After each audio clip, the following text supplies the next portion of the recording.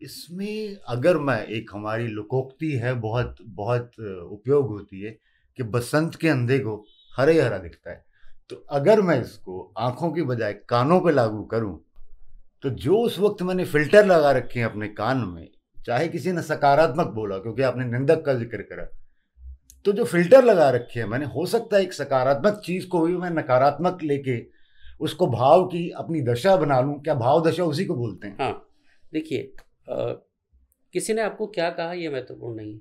उस वक्त आपकी जो मेंटल स्टेट होगी ना, आप उसी के अनुरूप उसका अर्थ समझेंगे।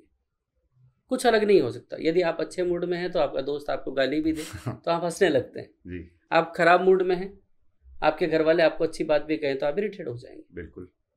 प्रश्न ये नहीं है कि बाहरी जगत से किसी ने क्या कहा, आप अपने मूड के हिसाब से अपने शब्दों का अर्थ बदल लेते हैं। बाहर के शब्दों को हम चुनाव करने की बजाय कि कौन से शब्द क्या हैं, इस पर इतनी ज़्यादा मेहनत करने की बजाय यदि ये देखें कि किस शब्द को मेरे द्वारा कैसे लिया जा रहा है, अगर इस पर काम करना शुरू करें तो फिर किसी और की भाव दशा का आपके जीवन पर कोई प्रभाव नहीं पड़ेगा। लेकिन हम कह क्या रहे हैं, उस व्यक्ति की एनर्जी की वजह से मेरी एनर्जी ऐसी नहीं। ऐसा नहीं है। उस व्यक्ति की एनर्जी उस तक थी, जब तक कि उस एनर्जी को आपने अपनी एनर्जी नहीं बना लिया, वो आपकी नहीं हो सकती। उसकी गाली उस तक थी, उस गाली को आपने अपनी गाली नहीं बना लिया, तब तक कुछ नहीं हो सकता।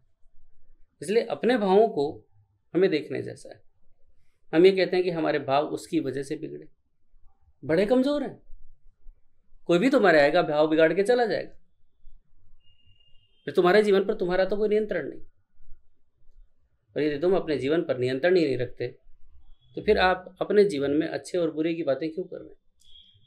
समस्या यही है कि व्यक्ति आदतन मजबूर हो गया है कि कैसे भी हो मैं अपनी कमजोरियों को ताकत बनाने की बजाय दूसरे व्यक्ति को उस कमजोरी के लिए जिम्मेदार ठहराता और पूरी जिंदगी इसी में लगा रहता है। तो ग्रोथ की सारी संभावनाएं खत्म हो जाती। और आज छोटे छोटे बच्चों में आप देखें, हमने कंपैरिजन क्रिएट कर दिया। कंपैरिजन का मतलब क्या कि आप किसी को छोटा और बड़ा दिखाते रहो, और जैसे ही आप किसी को बड़ा खुद को छोटा दिखाओगे तो हीन भावना से भर जाओगे, और दूसरे को छोटा और अपने आप को बड़ा दिखाओगे तो अहंकार से भर जाओगे। पर दोनों ही आपकी अपनी भावदशा है, इससे किसी और का कोई लेना देना नहीं। लेकिन हम हर बार लेना देना दूसरे का ही जोड़ देते हैं।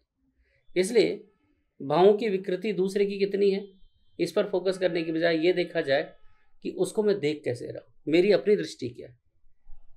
और जब हम अपनी दृष्टि की तरफ देखने लगे तो फिर बदलाव करने के लिए बहुत ज़्यादा मेहनत की जरूरत नहीं है, वो अपने आप ही होना लगता है। जो मुझे आज की चर्चा से समझ में आ रहा है कि भाव नहीं, भाव दशा। हाँ, जिसने हमें दिया उसकी भी, उसने तो दे दिया, कारण जो मर्जी रहा, क्योंकि ले हम रहे हैं, भुगतेंगे हम, तो जो हमारी भाव दशा है वो सर्वोपरि है। महत्वपूर्ण ये नहीं है कि वो दे रहा है, महत्वपूर्ण ये है कि आप ले रहे हैं।